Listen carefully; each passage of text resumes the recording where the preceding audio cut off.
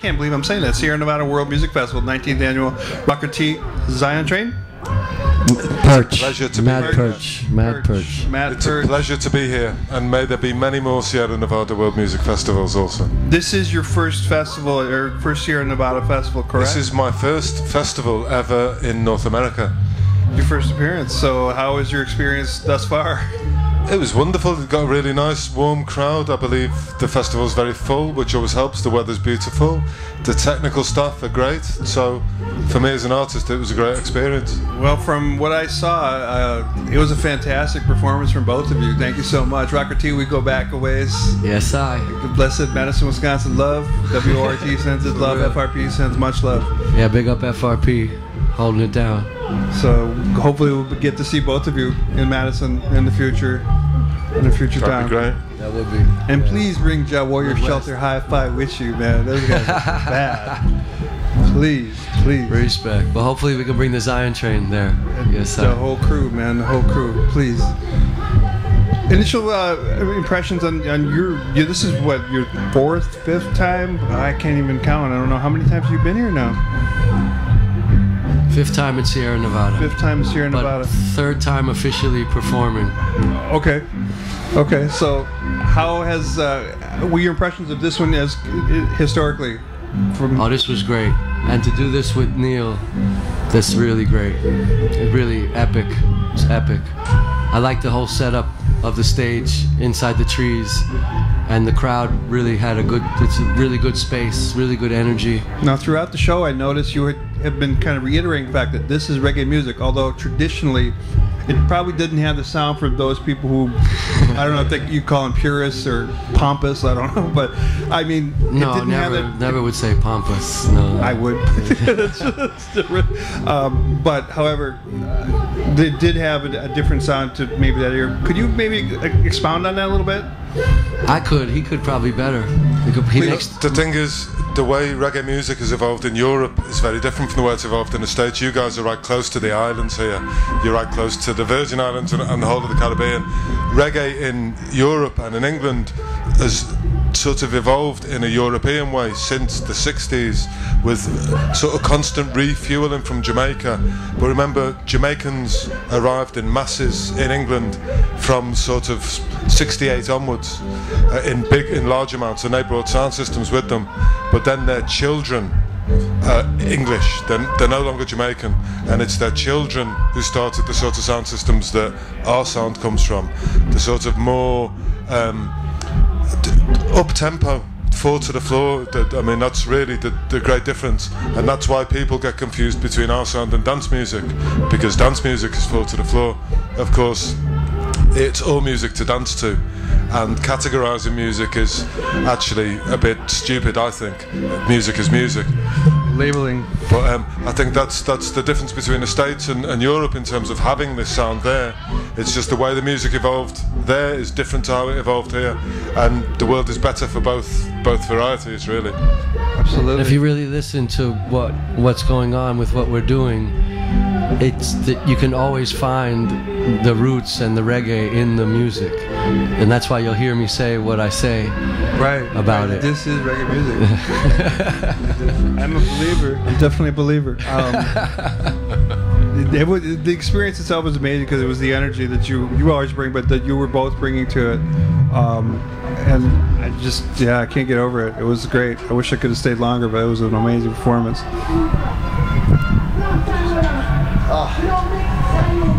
Didn't really walk in with a question in mind, but Two Dread from KTHX Reggae Shack up in Reno, Nevada. Nice to see you again. Big respect. I mean, there's been some epic performances already here at the World Music Festival, and yours is definitely added to the list. And the blending of styles, with the techno vibe and everything, kind of a Burning Man thing going on. Being from Nevada, we get a lot of that vibe, and it's super crucial. And then just the open heart chakra of your vocals, beautiful combination, So it's not really a question, but big respect for that, for bringing that to the festival, It's nice to hear. Yeah, Thank you. big up. Give thanks. Yes, Yes, this is Preacher D from the Mendocino Environmental Center. So my question for both of you men is, to you, what is Zion? Well, for me, it's very simple. Zion is a state of mind, and it's a state of mind where we have a platonic, pleasant existence. Nothing higher than that. That's all we need to start with, and that's it, really.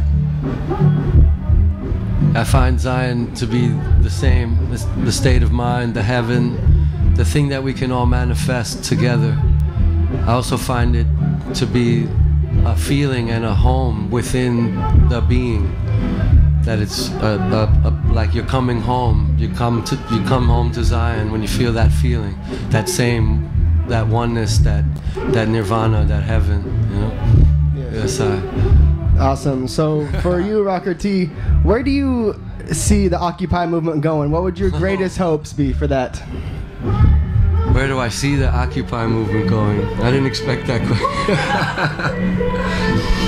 Well, I think the Occupy movement has already affected the world in a way that's gone maybe even bigger than the movements themselves, where humans are starting to wake up to that we really are so many people on a planet, that we can really reach out to each other.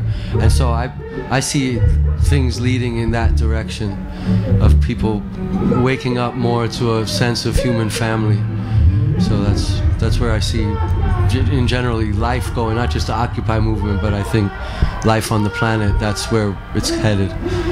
Yes, Yes. So Rocker T, what was the inspiration for your song Jaw Soldier? When you trot through the streets of Brooklyn and you grow up the way I grew up, and you know, if you're who I am and you're where I am, that might come out of your heart, you know. Sorry.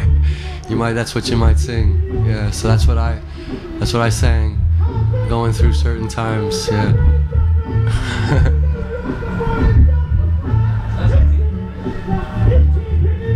Okay, so I have to understand where you get all those mad skills on your Zion Train sound. This may be my first US festival, but I've played over 1,500 shows as Zion Train in the last 22 years. Well, I can tell you're a pro, yeah. So we've not been very often in North America, but we sort of work globally. Apart from the States, we work in all of Latin America. We've been in the Caribbean, Africa, Japan, all over Europe, Eastern Europe a lot as well. Last time I was in Moscow, I was forcibly deported actually from Moscow. So, oh my. Yeah, so it's a question of practice, but the point is with our shows is it's all improvised.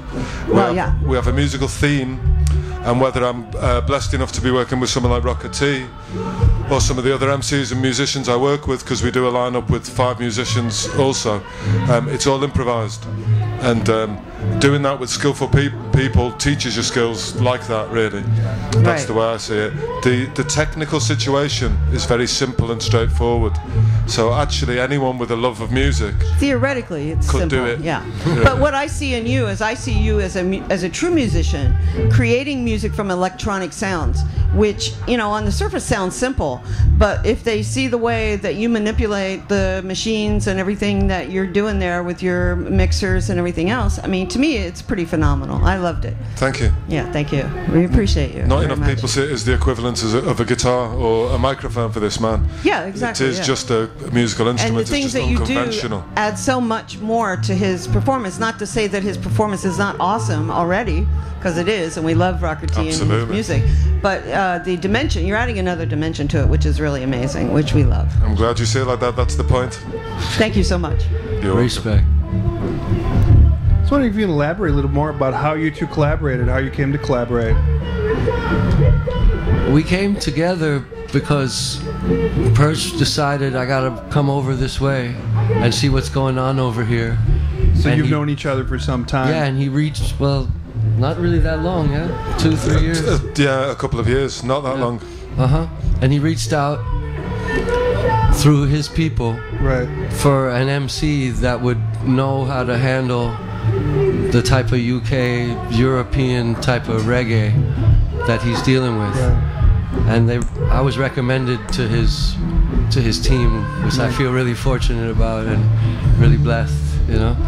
That's amazing. Due to probably that I had experience in Europe in Amsterdam and in certain places. Yeah, it's a combination of T's experience, also his background, because he's a man who understands different scenarios, and we come in a different style. We come in this European style. Not only that, we come in a very different style the way we deal with concert engagements, not just on the stage but everything about it. And someone like T, who's socially flexible as well, shall we say, is perfect for our situation, and as well as being easily talented enough to deal with it on stage. And what we deal with, the purpose of our improvised music is upliftment. He understood that the first time I spoke to him within seconds, because of the purpose of his music is also upliftment. That's the real key why it can work like this. Right. Okay. Awesome. So this is your first festival, and how long will this tour go? I flew in yesterday, I fly back tomorrow. Oh, okay. Just for this show. Man. All right, well, thank you so much for blessing us. Does anybody have it? It's a great pleasure to be invited. So, Rocker T, can you speak on your tune "True Ganja Man"? Just where did you get the inspiration for that one? Because it is what it is. That's just the real. We mentally we shouldn't feel like, oh, we're gonna get locked up, or oh, we should be afraid to be openly ganja smokers. And that tune is foundationally rooted in that thought, just that thought, and then let me explain that thought further through a historical perspective or even a mythical perspective, and then a reality on the street perspective, and that's the reality for so many people. So it's a tune that's just a tune that many people would want to say. So it just flows all over the earth. I get all over the place with that song. Yeah, he's actually going to do a remix of that. It hasn't been done yet, but it will happen. It's going to be ferocious. Yes. And my next question for both of you is: we're at a World Peace Festival. So does to each of you, do you guys see world peace ever being a reality? Yeah, absolutely. If Zion is a reality, as I defined it before, world peace is a reality. It's only 5% of the global population thrive on power and lust for power. It's only 5%. So global peace is a real reality. Real possibility. Yeah, most definitely. Most definitely. See it coming. Yes, sir. Give thanks. T-Dread once again, KTHX, Reno, Nevada. Zion Train, first of all, thank you so much for stepping over here just for a moment to share this beautiful style that you have with the listeners here. I know it was an eye-opening experience for a lot of people here. Kind of scared some people too, but I think they all... It always does. Yeah, they came around, a lot of them came around and were like, wow, so big up to you for coming all this way just for that, Thank you, man, respect. Yes, and Rocker T, always big up to you. One time he played up in Reno, Nevada, in my hometown. The whole sound system went off halfway through the show. There was a malfunction.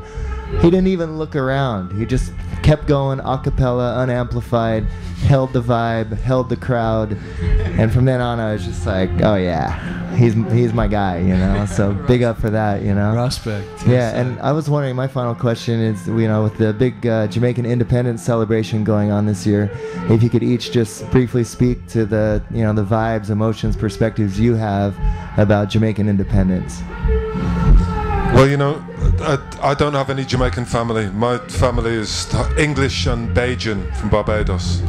However, it's a wonderful thing when any nation gets its freedom from oppressors, which Jamaica did 50 years ago. But we must remember, just because Jamaica's been independent for 50 years, it doesn't really mean it's free from oppressors. That's why I'd like to say there's still a lot of oppression in those places.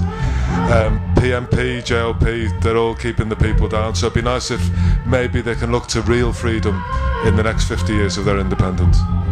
Good, thanks. That pretty much says it. That says it right there, really. That's the reality.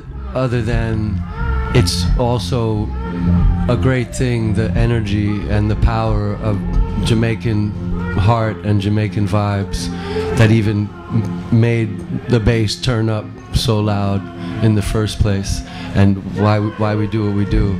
So it's true. Everything he says is true, and at the same time, we can also celebrate this just Jamaican vibe, you know. So that's how I take it. I don't get too political, because just as he said, it's full of oppression and corruption, you know.